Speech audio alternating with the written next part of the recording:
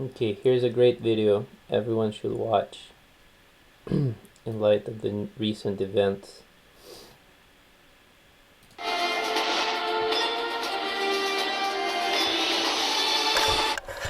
To the people of Hong Kong, their fight is about freedom and human rights. To the Chinese Communist Party, the fight is also about these things, plus one more. Everybody in China wants to control that money in Hong Kong. That fight also involves the United States. They control, and the Democratic Party. All right, I used to love the Democratic Party, and then they infiltrated, even up to Clinton's and Biden, you name it, all bought. And even the Republican Party, 3 years ago, 2017, all the Republican, the fundraising, all those groups were all paid off. And yet, much of America is oblivious to the CCP's influence. Every 5 years, average, they commit a major crime against humanity. This is an criminal organization. China passed a national security law for Hong Kong, which deprives the Hong Kongers of their freedom and security. In the wake of this, I sat down with Elmer Yuan, a Hong Kong entrepreneur who has lived in China, Hong Kong, and the United States for many years. He decodes for us what's really at stake in the communist regime's suppression of Hong Kong, and he has a bold suggestion that will solve this problem once and for all. Thank you very much, Mr. Yuan, for being with us today. Hello, Simone. Hello. So on May 28th, China's People's Congress passed the National Security Law for Hong Kong, which basically deprives all freedom in Hong Kong and turns it into an ordinary city in mainland China. China passed it despite the street protests in Hong Kong and international pressure, but it fell short of formulating detailed provisions afterwards. So what could they have talked about? What do you make of the whole thing? Will the Chinese Communist Party really implement the national security law in Hong Kong? When they passed, it's not really the full law when they passed it in, was it in April? It's in May 28th. Or May 28th. There was no detail. They were testing the water to see what the world reaction is. Their guess was U.S. is going to sanction a few Hong Kong officials and a few Chinese officials involved with Hong Kong. So they believe that's going to be the U.S. reaction. The rest don't count. The rest of the world don't count, because those people only care about their own human rights and so on. They have no spare resource to help Hong Kong. So after they've announced, of course, there's tremendous reaction within Hong Kong and with U.S. And as you can see that Secretary Pompeo first said they are going to report to the Congress that it's a violation. And then it's a violation in Hong Kong, and President Trump in 1 week announced he's going to treat Hong Kong as any other city in China, and is going to remove the preferential treatment. There's always been a preferential treatment for Hong Kong. It's going to remove that because it's no longer one country, two systems. So that is a huge reaction, because taking away that preferential treatment is not only a matter of tariff, meaning Hong Kong goods can come to U.S. for much less or almost zero tariff, and the U.S. some sensitive goods can go to Hong Kong. So that's only the trade. As you know, today it's far more than trade. So by removing the preferential treatment, U.S. basically can say they decouple or depeg the Hong Kong dollar and the US dollar.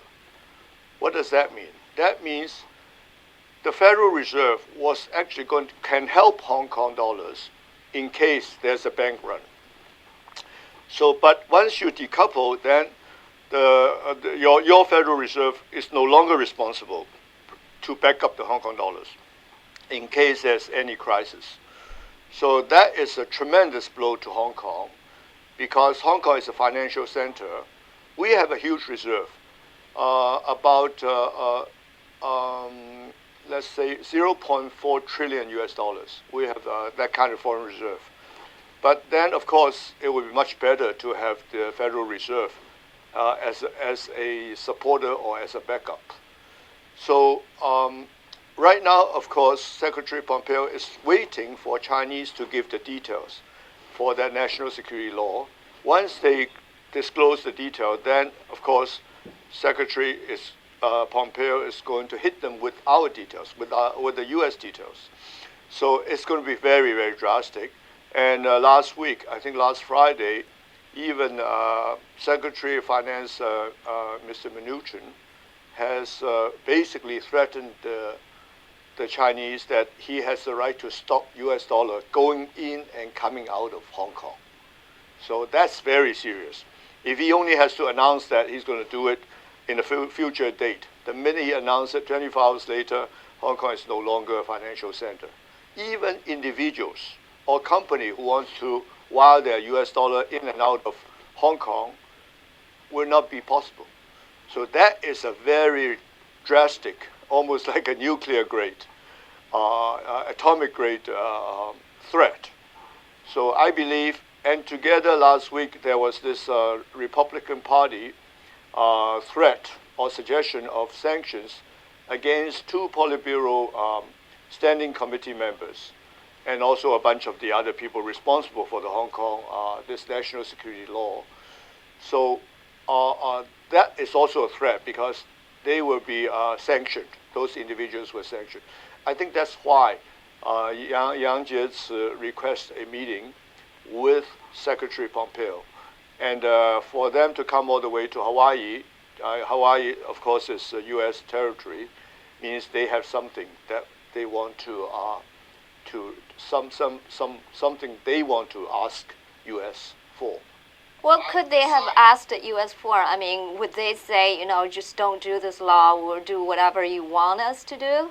I'm speculating, but of course I have a lot of experience. They are going to say that please lower your threat on Hong Kong, which means U.S. threat, and we are willing to retreat also on this national security. I think it's a sign that they want to negotiate, because the punishment is too heavy. Hong Kong accounts for 75% of China's foreign income, U.S. dollar income, and by losing its preferential treatment, basically they will lose their wallets. So it's a very serious threat. Okay, so the preferential treatment to Hong Kong will be revoked no matter they implement the national security law in Hong Kong or Absolutely. not? Absolutely. Okay, but do you think that the national security law will be implemented in the end in Hong Kong? With my experience last year, remember the extradition law? They finally put it on hold. Hyundai Complimentary Maintenance. Standard on every new 2020 Hyundai for up to 3 years. That's better than Toyota, Honda, and Nissan. Get 0% APR for 60 months on the Sonata or Elantra. Now with complimentary maintenance. See your Sacramento area Hyundai dealer.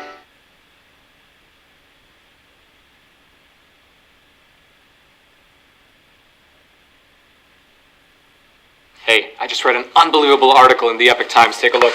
It's an investigation into the mysterious origins of the current outbreak. What other paper do you know that's questioning the official narrative that it came from animals and looking at the real facts? And it's not just that. Look, an investigation into how the countries that have been most affected are the same ones that have been the most deeply infiltrated by the Chinese Communist Party. And not just that.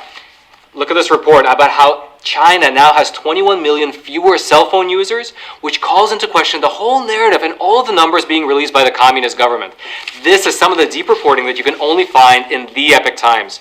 And it's not just that. We just released a phenomenal magazine. It's a 58-page investigative magazine that covers not just the origins of what's happening, but take a look at this.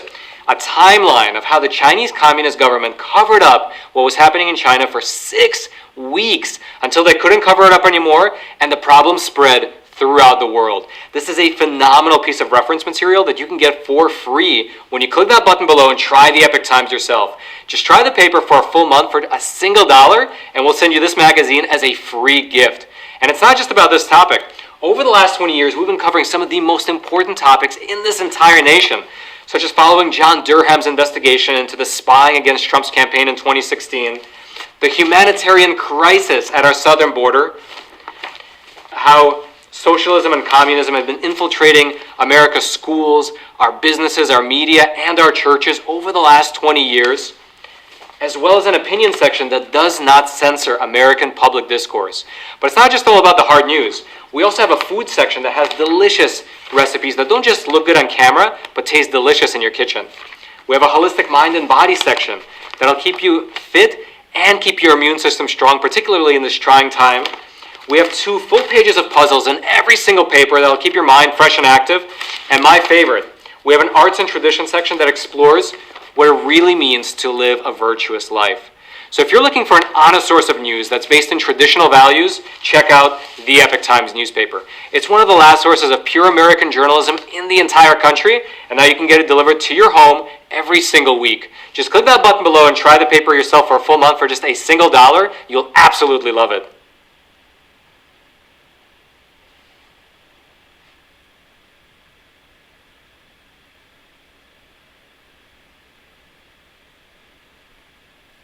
And then at the end, they withdraw it. So from my speculation, all right, I don't have any proof, I believe something similar will happen because the U.S. is so powerful and so determined to fight them. So they will withdraw. They will, to basically delay the impact from U.S. And U.S. has an overall plan. It's not just China. There's military plan. There is financial, economic, all kinds of. I mean, it's not in the paper, but you are really in a full-blown war with China, and it's no longer, not even a Cold War. But that would be a big face-losing scenario for Xi Jinping, right? Last year, same thing, face-losing. The communists always say, "Oh, we have big face. We have big face." I mean, even before they took over China, they surrendered to Chiang Kai-shek 2 times, right? And so they have the art. They are so good with deceit, and what all this face business. That's only part of the negotiating terms, and if we believe that, and of course, U.S. think Chinese have face and face. That's really BS. Don't believe a part of that. They believe in real power. You have to deal with them in real power. Tell us what Hong Kong has gone through in the past 23 years since the CCP took over Hong Kong in 1997. For 5 years. You were there the whole time, right? Yeah, I was there the whole time. I'm a Hong Kong resident. I still hold a Hong Kong passport. So from 1997, the first 5 years was pretty good. All right, they respected everything. And Jiang Zemin said, "I have a book on the basic law in my pocket all the time." That's the first 5 years. And then somebody trying to be patriotic say, "Oh, you must have a national security law legislate in Hong Kong." That's what was mentioned in 2003. So they raised it. And then the Hong Kong people are really quite against it because they are kind of playing a lot of games under the table. So we said, no, we're not ready for it yet. And so there was a huge demonstration in 2003, 500,000 people in Hong Kong. At that time, that was a record number of people turn out. And that caused the resignation of the first chief executive, Dong Jianhua. And also they withdrew it and put it on the shelf. That's what they call the article number 23. And they know if they bring it up again, they're going to lose election after election. So they've been very, very quiet. It's the Hong Kong politicians that are reluctant to submit the legislation again, because if they raise it, they'll lose all the seats in the Legislative Council. But then but then it's about 3 years ago. 3 years ago, there was a kidnap. The Chinese came to the most expensive hotel, the Four Seasons Hotel in Hong Kong, and kidnapped a mainland, basically a mainland investment banking type of guy. He handles all the money for the corrupted officials, and he lives in Hong Kong in the hotel, all right? And Xiao Jianhua, and they kidnapped him in the Chinese New Year Day, and without any illegally kidnap him and ship him over the border. Tremendous international reaction because this is illegal in Hong Kong. It was just pure and simple kidnap across the border. So then, huge reaction. So that's why last year they tried to have this extradition law so they can extradite people legally. And they were actually aiming at those corrupted officials because they probably have around $2 trillion US, those officials hidden in Hong Kong. So by extraditing them or kidnapping them back to China, they can shake them up and get those money out. And those money actually never goes back to the Chinese treasury.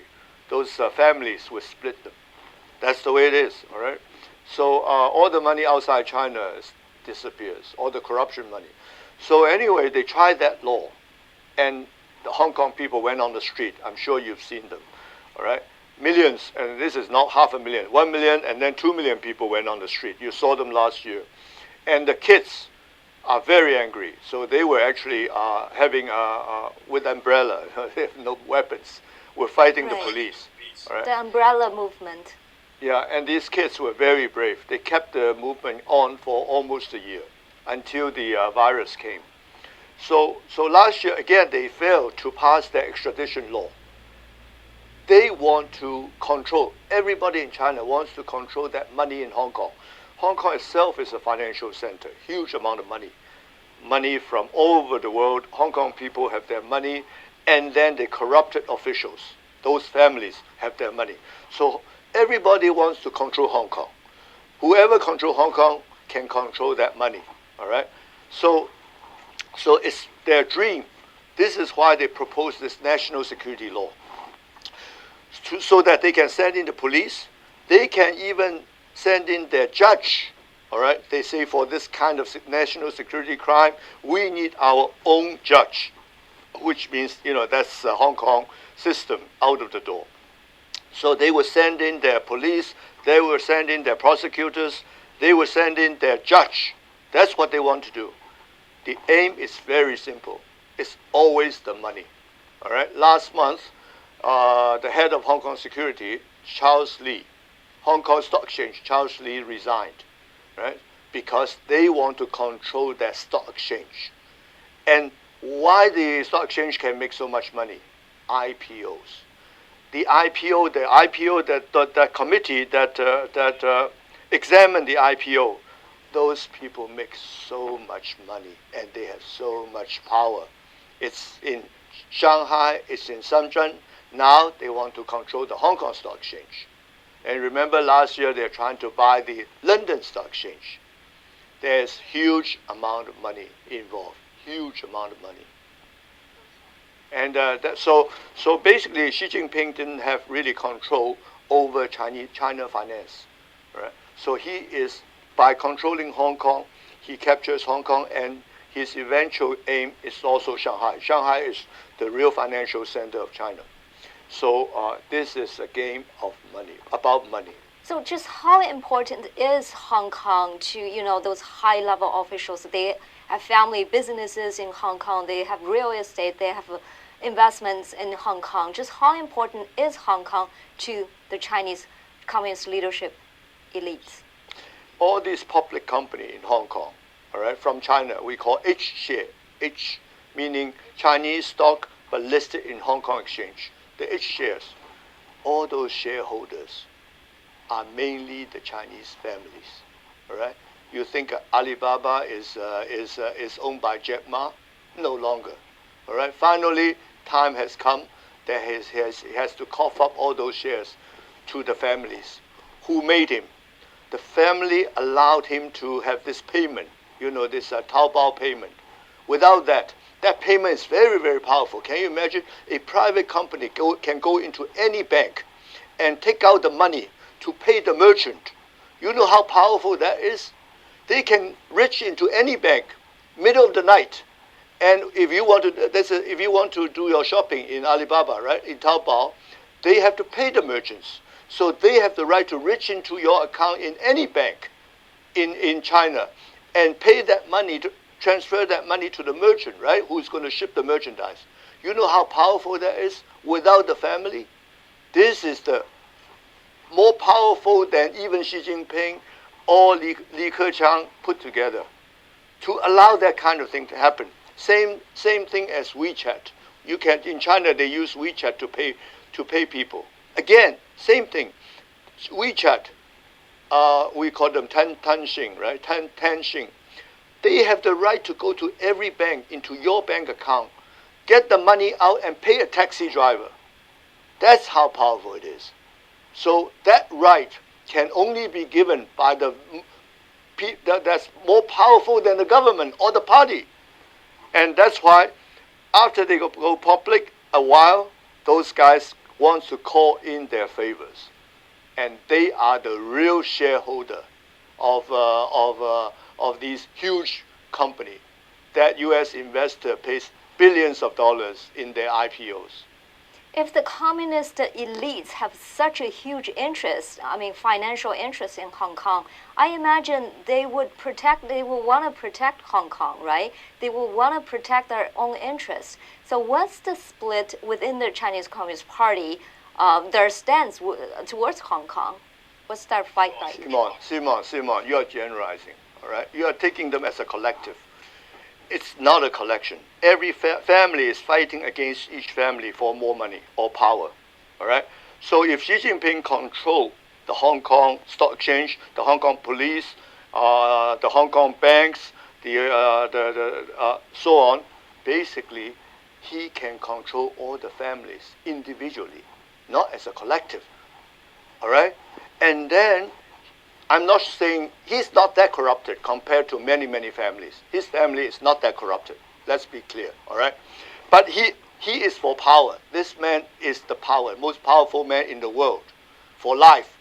And so he can use the money, the capital in Hong Kong, and direct them to increase his power, not only on Hong Kong, not only on China, but in the world. It's very, very powerful. Let me tell you one suspicion, all right? Suspicion. I have no proof. But the software in the Shanghai Stock Exchange, Shenzhen Stock Exchange, and the Hong Kong Stock Exchange, the software, the trading software is made by Beijing University, 北大方正, right?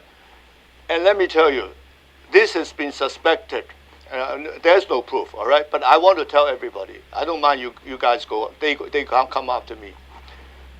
When the transaction, whenever in the real world, let's say in the Nasdaq or Dow Jones, when there's a transaction, automatically the index is updated, correct?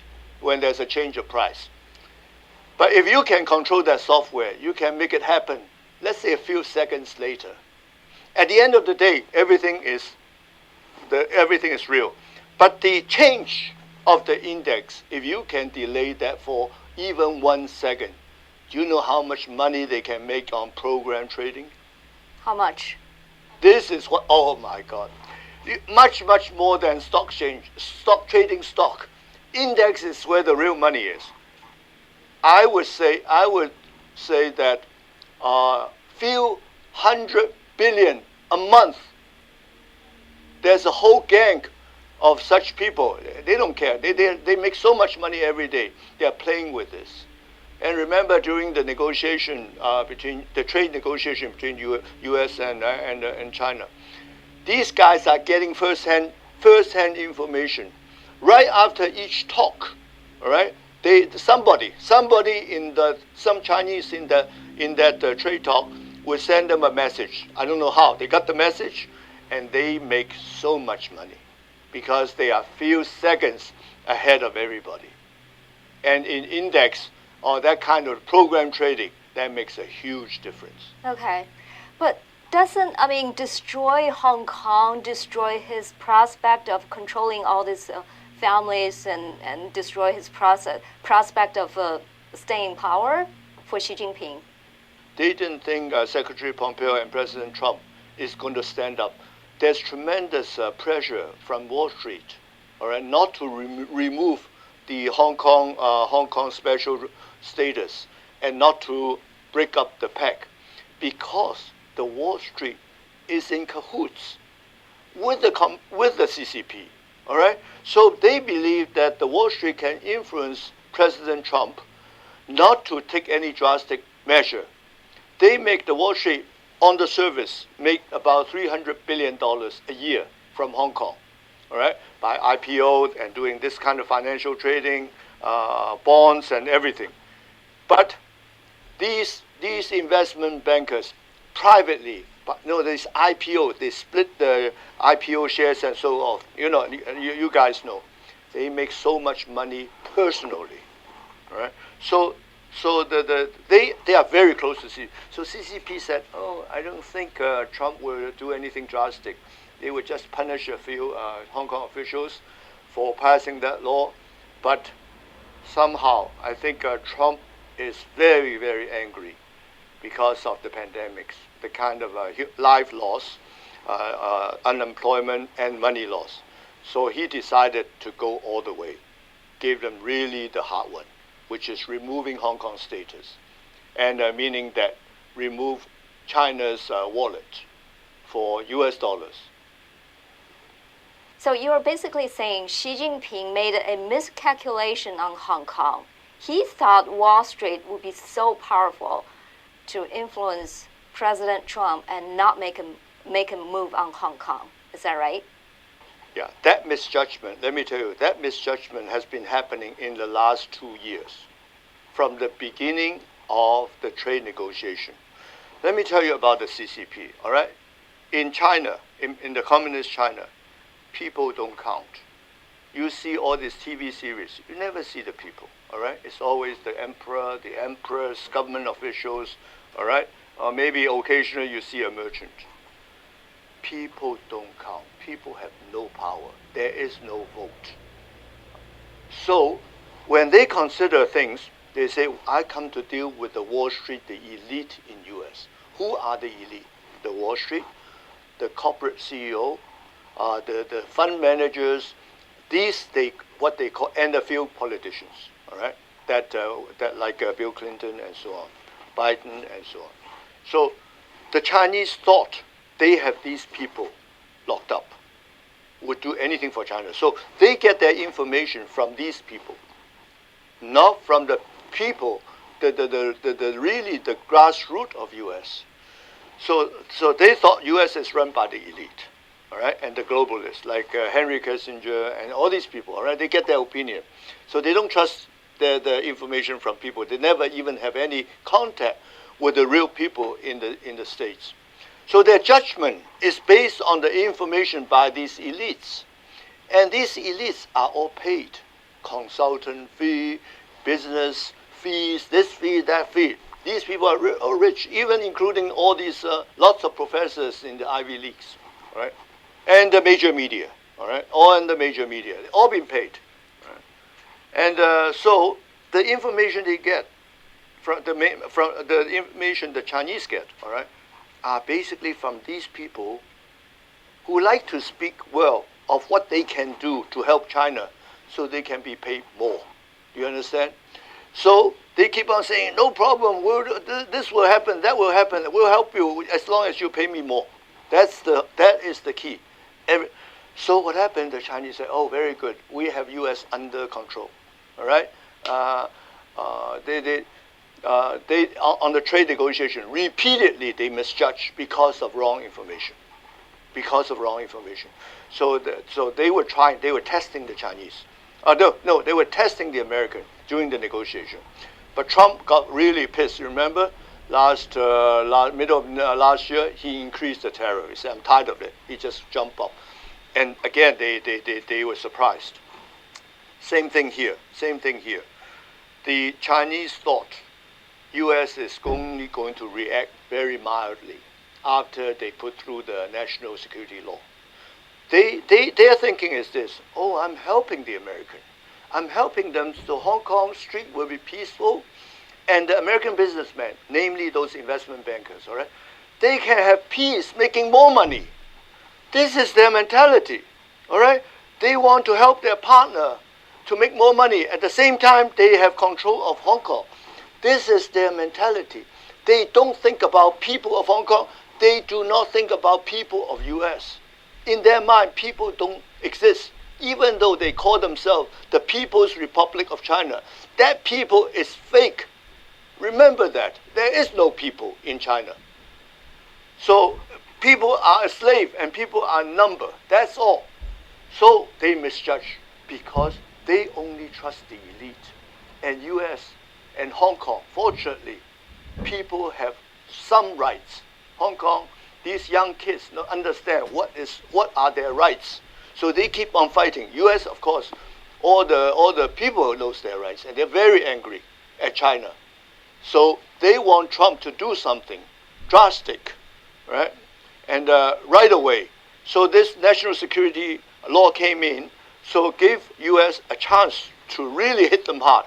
Not only US, now Pompeo has rounded up all the nations in the world who all suffer from this pandemics.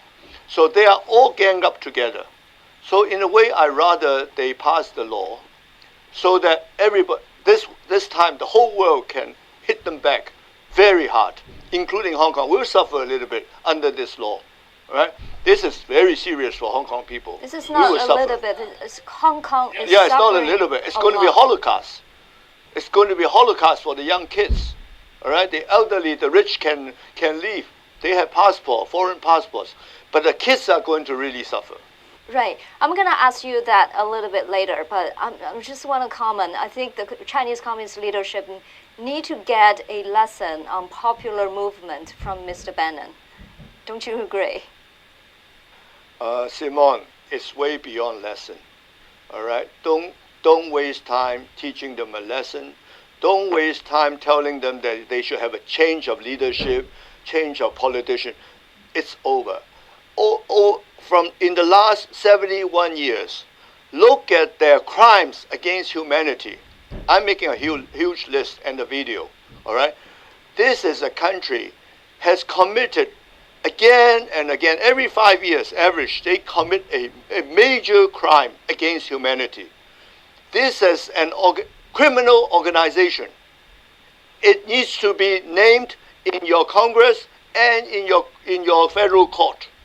And all the members, they have 90 million Communist Party members. They should all be sanctioned.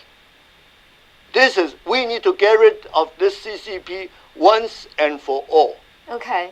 So I know you came to America this time on a mission. Is this part of your mission? Tell me about your mission. This is the most important mission I have, all right? Because I've been coming here in the 70s, in the 80s, and so on. So I'm quite familiar with the RICO law that they used to use against the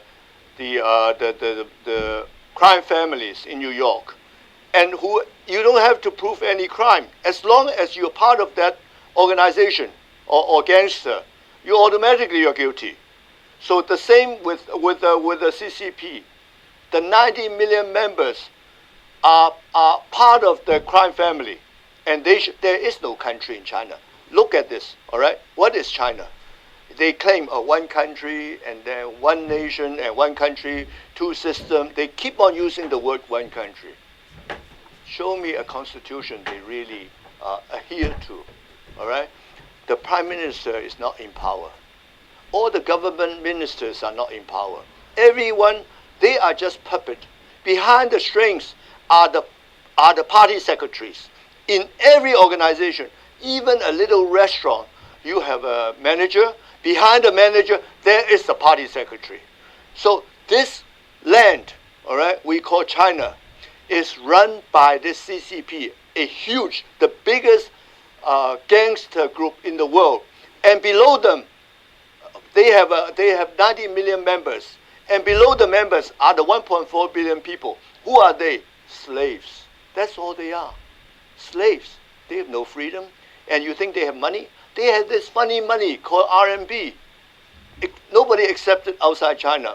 All the US dollar we earned, invested by US, and then the Chinese earned by exporting. You are buying all that thing from Walmart and Costco, all right? All those US dollar they earned, total 20 trillion.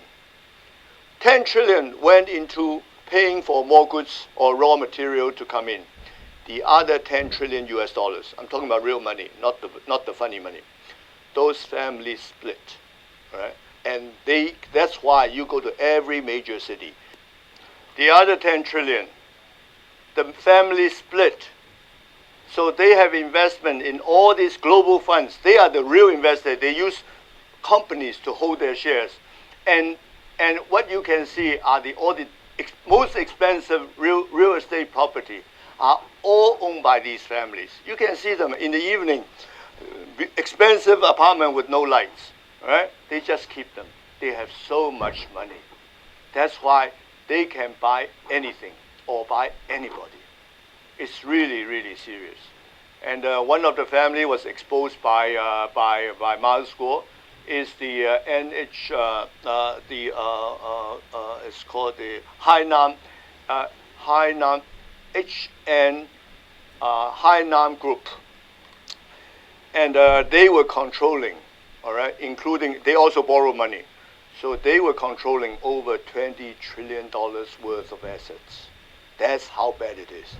And when they were ready to go public, Mao basically said, "Show me your shareholders. How come your shareholders are so young, in their 30s? How did they get this huge amount of money?" So all the underwriters backed out. And then they were counting on the IPO money to pay off all the loans, and didn't happen. So finally, that whole thing collapsed. That whole group, all right?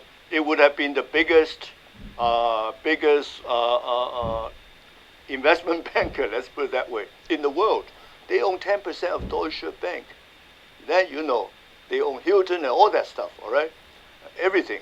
And their aircraft is so beautiful. So many 787s, the Dreamliners, all these Dreamliners.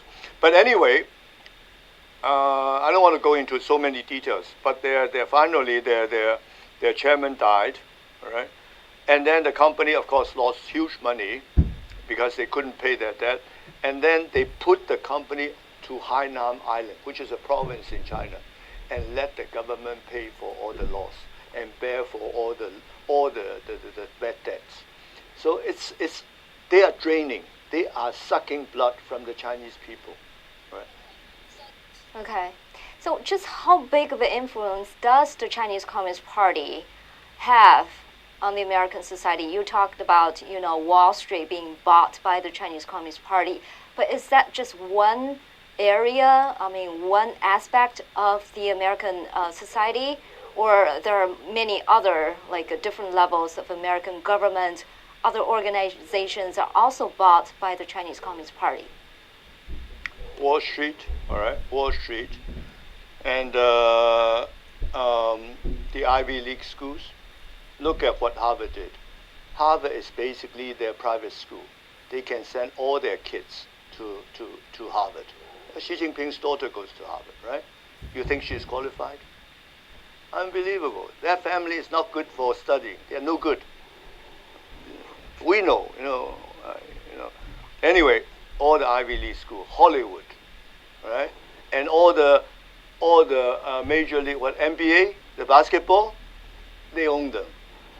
The major newspaper, except Fox, right? Or they actually, the newspaper, they have editorial right next to the editorial. Give them the space and let the Chinese paper write whatever they want. Can you imagine? You tell me they have a press independence. That's BS, right?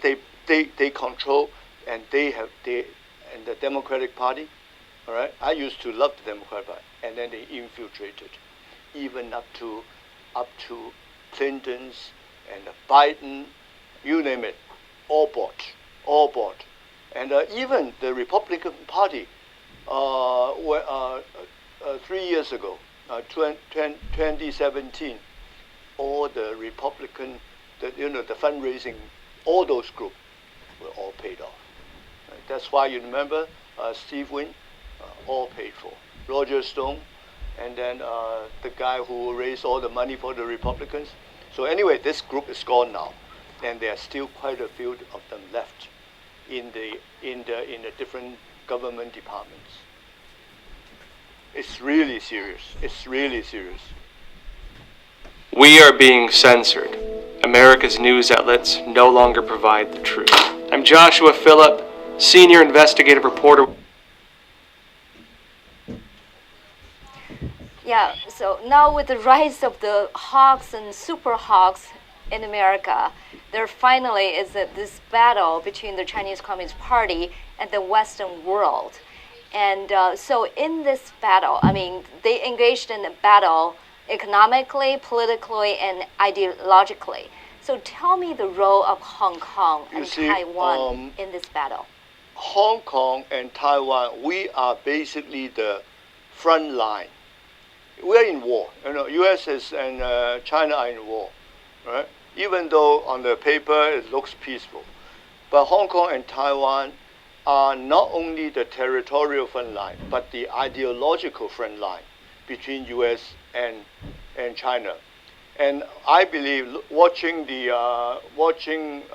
President Trump and Secretary Pompeo, I think they're going to hold that line, even though Hong Kong is under control by the communists territorially, right?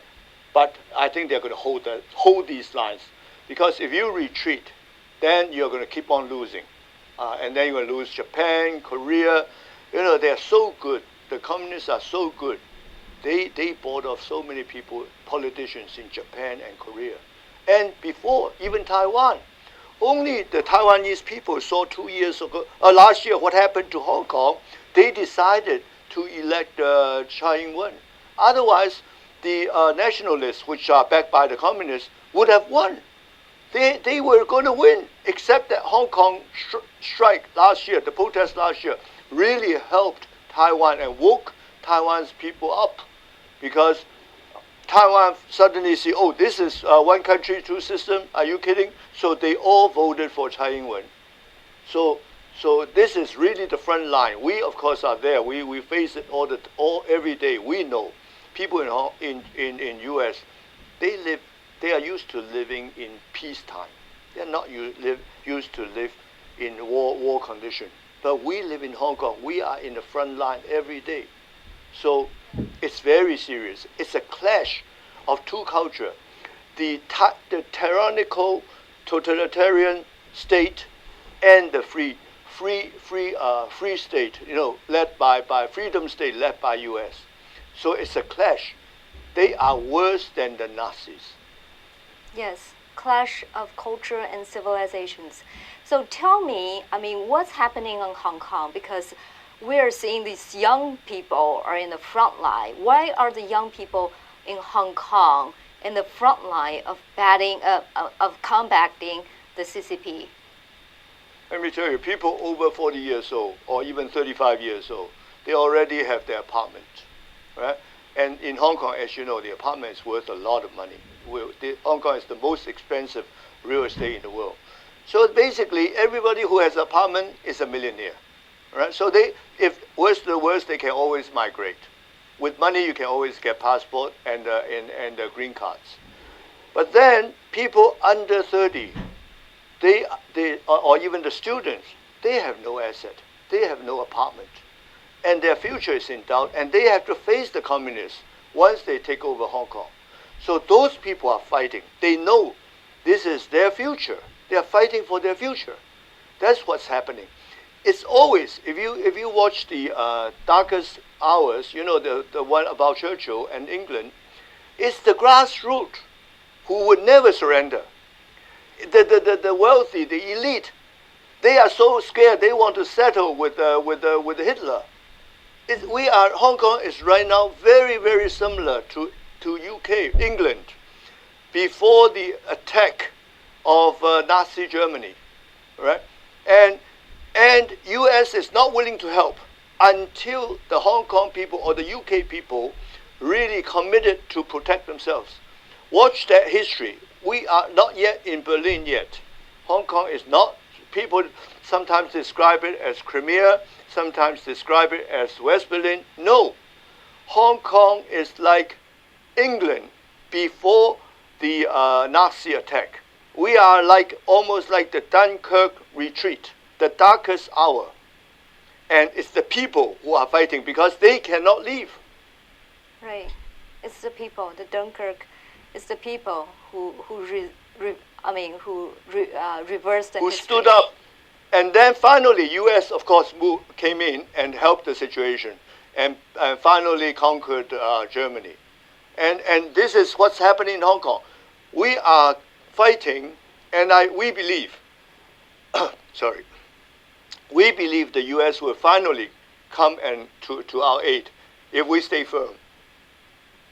Do you think so far the U.S. government has done enough to support the people of Hong Kong? Welcome to Ron Wilcox Action Star School. My whole life is I'm going to become. Last year they weren't doing much, all right, only lip service, and but Trump did one thing because the Chinese want to send in their People's Liberation Army to suppress the protests, and Trump through Pompeo did warn them not to do it, and the Chinese didn't do it, right? So U.S. helped a lot last year. But last year, this is Hong Kong's business, nothing to do with U.S., right? I mean, Hong Kong is a faraway country, and the Chinese, they are used to suffer and so on. So, but this year, of course, with the pandemic, it's a different story. They know the same enemy can hurt every single American citizen. I mean, I walk around and nothing is open, no business. I can't even go to a restaurant. All right, we in Hong Kong, we have the greatest restaurant. And we're always looking for a restaurant. No restaurant open, meaning you guys, every one of you guys are suffering. And this is why you have to do something to shut down that CCP. Otherwise, the whole world will continue to suffer. You know, as you know, America is experiencing turmoil. America is experiencing turmoil after George Floyd's death, and peaceful protests in many places were turned into riots. Some cities even disbanded their police department. The CCP and its supporters are saying, America, now you are experiencing what Hong Kong had experienced. If the Trump administration wants to put out the protests on American street, they should keep quiet when the Hong Kong police suppress the people on the Hong Kong streets as well. What do you say? Seaman, it's not just a publicity issue. China is not only using that incident to take advantage in terms of global publicity. That's not only it. They are funding it to make it a nationwide riot. They are funding it behind the scene, all right? And that organization, what? Antifa. Find out their background, all right? Where their fund come from, where their money come from. This is, let me tell you, I don't want to be unkind, but the real fact is Americans lost the first round, which is the pandemic. Huge loss, all right? Unbelievable. Biblical proportion. Now, this riot is the second round. And then, you know what the third round is? Trump will lose his election. This is what they're working on now, to make sure they get rid of Trump, so that they can have Biden, their friend. Do you know the truth behind this global outbreak? This is a timeline of how the Chinese Communist Party covered up what was happening inside of China. Okay, but do you think the protests on Hong Kong streets and the protests on American streets are even comparable? Of course not. The kids want freedom. Here it's a riot. You have, of course, you have a lot of peaceful demonstrators, but some of them are looting, and somebody has to take care of the lootings. So on Hong Kong In Hong Kong, Street, there's those no such kids thing are as very looting. law-abiding, The right? kids, you know, after demonstration, they pick up all the garbage and then organize all the garbage cans. It was a total. That was really peace. Except the police. The police are the rioters in Hong Kong. They are not Hong Kong police. They are Chinese police dressed in Hong Kong police uniform. They come with their spraying pepper right in front of your face. And then they have all kinds of weapons. All the kids have is an umbrella. That's all they have. You can look at all the videos. It went on for almost a year. The protester is the other way around. The violence is caused by the mainland Chinese police. The Hong Kong police are very well trained in the old days by the British, so they have a system of training. So they don't have that brutality. But the mainland Chinese police, it's the military police dressed in Hong Kong's police uniform, were beating up the kids, raping, murdering, and lots of them disappear over the border. Altogether, right now, almost close to 10,000 arrests. Right? So one of the purpose of my coming here is I'm going to request Secretary Pompeo and President Trump to give these kids a chance to come to the U.S. college, to get a U.S. college education without discriminating them for having an arrest record, all right? And allow them to apply for schools same as everybody else. These kids are very good, no problem. Everyone is good in school. So we want the